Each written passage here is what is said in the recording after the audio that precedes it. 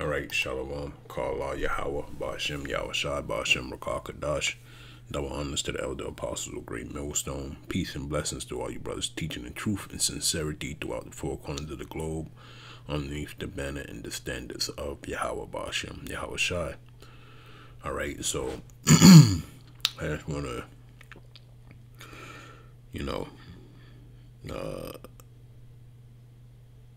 point out a few of the key scriptures that prove furthermore that this is the time in Matthew's 24 that Yahushai spoke of. And basically this is against you you false prophets and you so-called churches that's out here pushing the doctrine of Edom, which is Esau, the so-called white man, okay?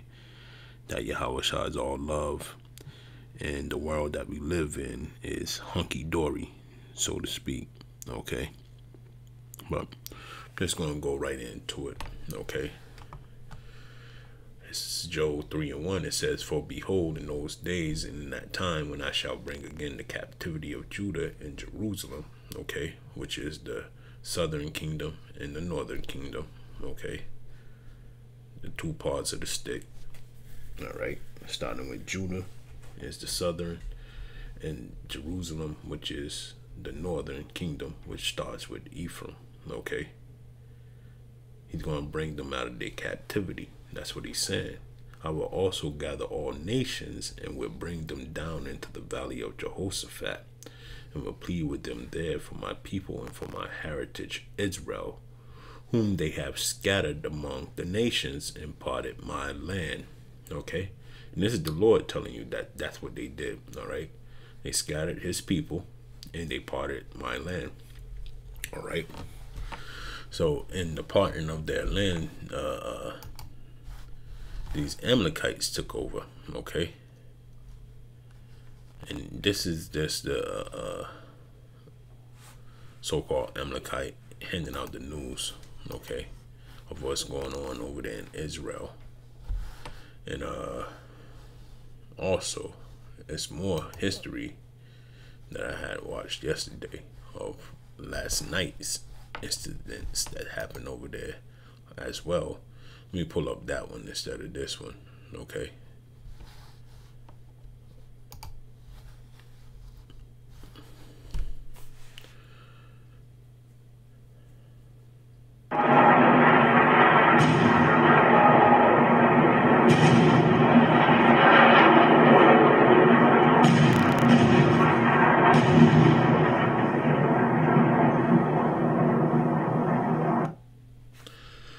So that's going on over there in the land as we speak right now, okay?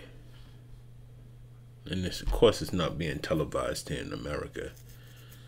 They're not saying anything. All you get is folly is held in great dignity here in the land of Babylon the Great, which is aka America. All right? But you see that the Lord said that he was going to gather all nations and will bring them down into the valley of Jehoshaphat, okay, and will plead with them there for my people and for my heritage Israel, all right, whom they have scattered among the nations and parted my land, okay. And that's what they did. What they did was remove us from our heritage, and they played the part, okay. So I'm saying all that to say this, that those Jews over there in the land are not the true children of Israel. If it was so, then this wouldn't be going on, okay? And I'm going to get that right now, all right?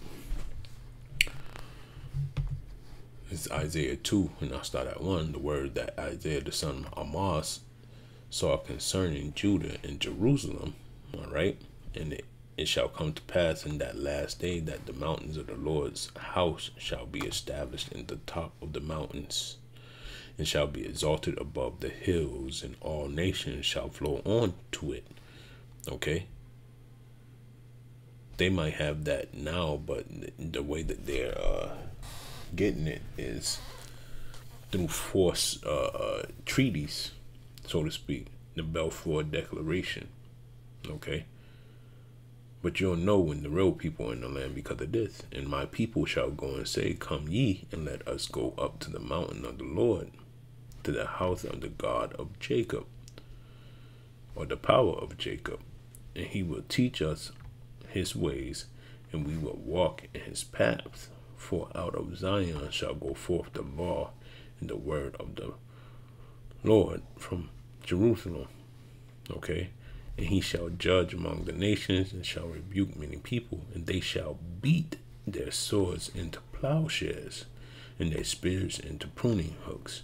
Nations shall not lift up sword against nations, neither shall they learn war anymore. Okay? So that's how you can definitely tell that those people that's over there in the land are not the children of Israel. And it's only going to heighten because, you know, he's gonna chastise all the nations. Okay? That's what he says right here. And he shall judge among the nations, and shall rebuke many people. Okay? And those people are those, or the nation of Israel, too. Okay? The 2/3 of them. But you have the whole entire table of nations that he's going to judge. Okay?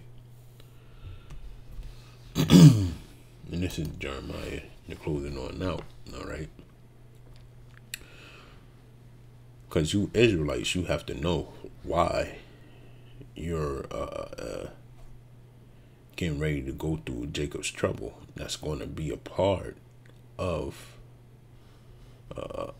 this chapter, all right, which is in Revelations. I'm gonna get that part, but I just want to get the part of when Jeremiah had wrote it.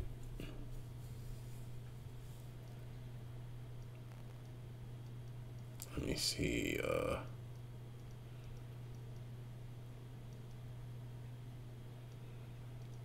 I'll start at 14:8. Jeremiah 14:8. O the hope of Israel, the Savior thereof, in time of trouble. Why shouldest thou be as a stranger in the land, and as a wayfaring man that turneth aside to tarry for a night? Okay. Why shouldest thou be as a man astonished, as a mighty man that cannot save? Yet thou, O Lord, art in the midst of us, and we are called by thy name. Leave us not. So that's the spirit that Israel's supposed to have on them. Okay. And this was during the time of the Babylonian captivity, and during the days of Jeremiah. Okay. Thus said the Lord unto his people, thus have thy love to wander. They have not refrained their feet. Therefore the Lord do not accept them. He will now remember their iniquity and visit their sins. And that's just like over here in Babylon the Great, which is a.k.a. Sodom and Gomorrah, a.k.a. Egypt. Then last but not least, okay,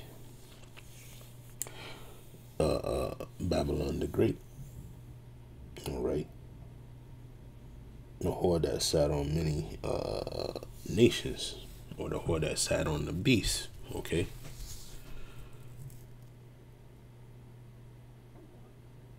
All right, you're gonna get visited for your sins here.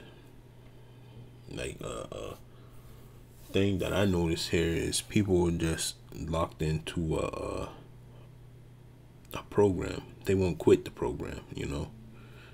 Whatever holidays come up, they're gleeful in it, man. They're joyful in it. Okay, if they're Israelites, they pay no never mind to the holy high holy days.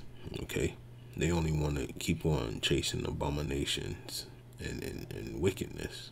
Okay, and doing abominable things, and that's why he's going to judge you here, man. When this third world war pop off, man, it's going to be a domino effect, and the floodgates are going to get open for the judgment of Yahweh Ba'ashem, Yahweh Shai, man. Okay, 2/3 of you Israelites are going to perish, man. Okay, And we all going through trials and tribulations. But the Lord has it, so 2/3 of you are going to be laid low, okay? All right, for not doing as he commanded. This is verse 11. Then said the Lord unto me, pray not for these people, for their good. And that's what the hopeful elect is going to not do, man. We're not going to pray for you people, man, because you have wasted your days in cheer and glee and all types of folly, man.